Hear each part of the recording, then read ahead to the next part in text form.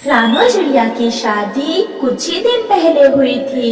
उसका पति और काली प्रभा काम करने विदेश चले गए थे।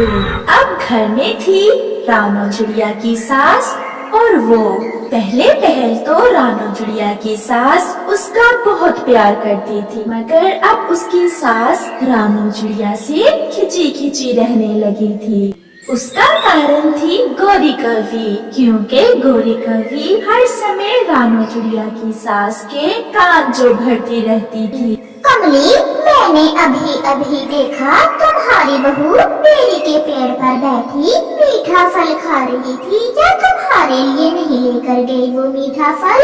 नहीं, मेरे लिए तो वो केवल चंद दाने चनों के ही लेकर गई थी। कमली, छोटा मुंह और बड़ी बात बन जाती है। मुझे तो ऐसा लगता है तुम्हारी बहू किसी भूखे परिवार से है। मैंने तो कभी किसी बहू बेटी को ऐसे रास्ते में बैठकर नहीं खाते देखा।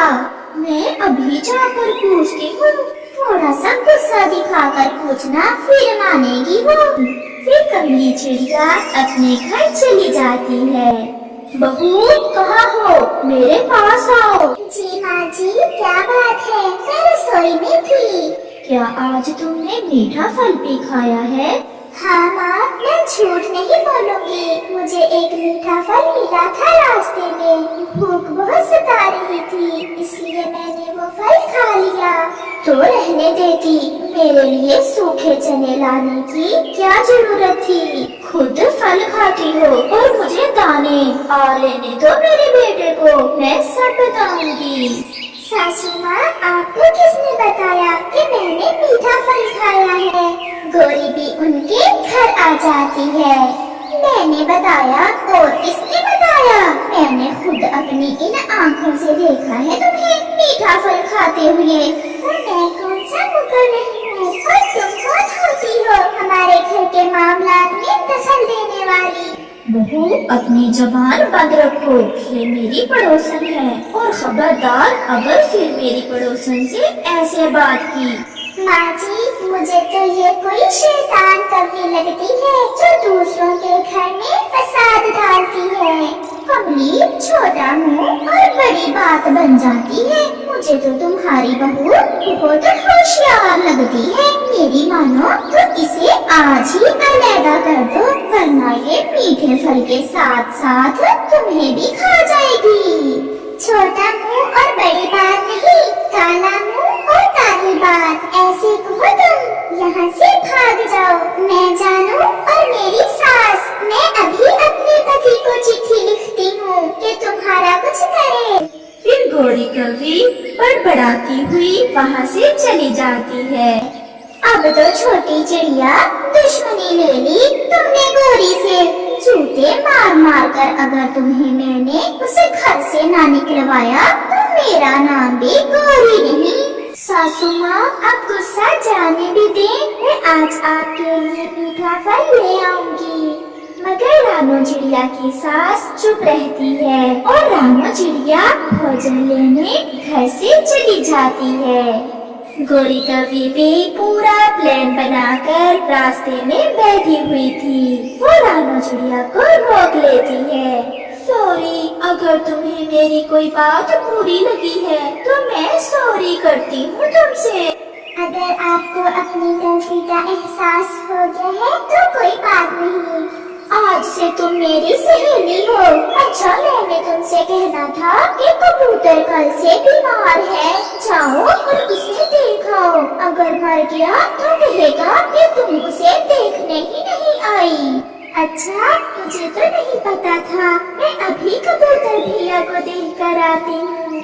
फिर रानो चिड़िया कबूतर की तरफ चली जाती है। छोटी चिड़िया, अब देखती जाओ मैं कैसे तुम्हें रुलाती हूँ। फिर गौरी कवि भी चिड़िया के पीछे पीछे जाती है और छुपकर चिड़िया और कबूतर की तस्वीर बना लेती है। मैं अब ठीक हूँ। मेरे पंख में थोड़ा सा दर्द था, अब ठीक है। मुझे तो गौरी कवि ने बताया था। आप उस दुष्ट कवि से थोड़ा दूर ही रहना, वो मिलने मिलाने वाली नहीं है। अब मैं जल्दी से जाकर ये तस्वीरें इस चिड़िया की सास को दिखाती हूँ।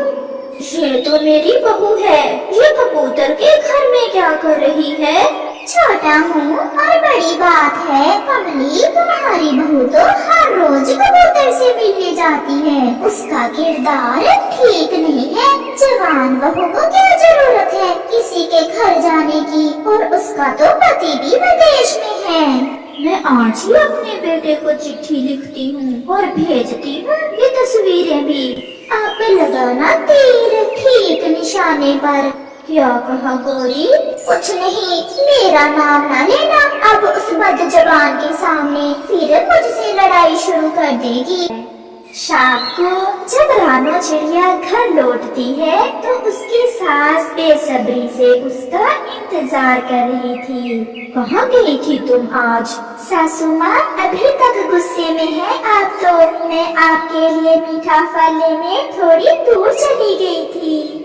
मीठा फल लेने या कबूतर यार से मिलने? ये सुनकर कमली की बहू रानो चिड़िया के तो पाँव तले से जमीन निकल जाती है। माँ जी मार ले, बुरा भला कह ले, परंतु मेरे चरित्र पर शक न करें। मैं इज्जत वाली माँ की बेटी हूँ। ये फैसला तो मेरा बेटा आकर करेगा। मेरे पास सबूत है, इतनी भी सीधी न समझो मुझे। मेरे बेटे जल्दी आ जाओ, हमारी इज्जत बहू ने सड़कों पर बिखेर दी है। ये तस्वीर गौरी ने दी है मुझे। तुम्हारी पत्नी रोज कबूतर से मिलने जाती है। रानो ऐसी नहीं हो सकती, माँ को जरूर कोई शक हुआ होगा। मैं कल ही वापस जाकर देखता हूँ। कबूतर भैया, माँ ने मुझ पर शक किया और मुझे पूरा विश्वास है ये सब उस गौरी की बच्ची की वजह से हुआ है। उसी ने माँ को कोई उल्टी सीधी बातें सिखाई होगी। सच सच ही होता है। आपके पति मेरे अच्छे दोस्त हैं। चिड़िया बहन, आप चिंता न करें, जब वो आएंगे तो सबके सामने सच आ जाएगा। एक दिन गुजर जाता है और कालू कौवा और रानो चिड़िया का पति हवाई जहाज में बैठते हैं। मगर कालू के साथ पिंकी भी थी, क्योंकि कालू ने गौरी से चोरी चोरी विदेश में दूसरी शादी कर ली थी। अब तो आ जाना चाहिए था कालू जी को, कहाँ रह गया? अभी तक आया नहीं। गौरी घर के सामने बैठकर ऐसे सोच रही थी जब ऑटो आकर रुकता है और उसमें से कालू और पिंकी उतरते हैं। कालू, ये कौन है?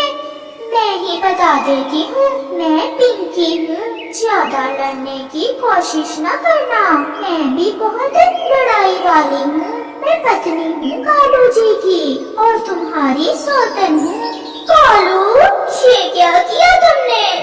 तुमने दूसरी शादी कर ली और मुझे बताया ही नहीं। गौरी रोते हुए ऐसा कहती है। अगर बताता तो तुमने कौन सा मुझे दूसरी शादी करने देनी थी? गौरी कर भी क्या सकती थी सवाए रोने के।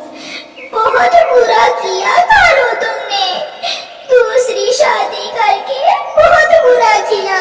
शायद मुझे ये मेरे ही करतूतों की सजा मिली है। गौरी रोते हुए चिड़िया के घर सच बताने जाती है।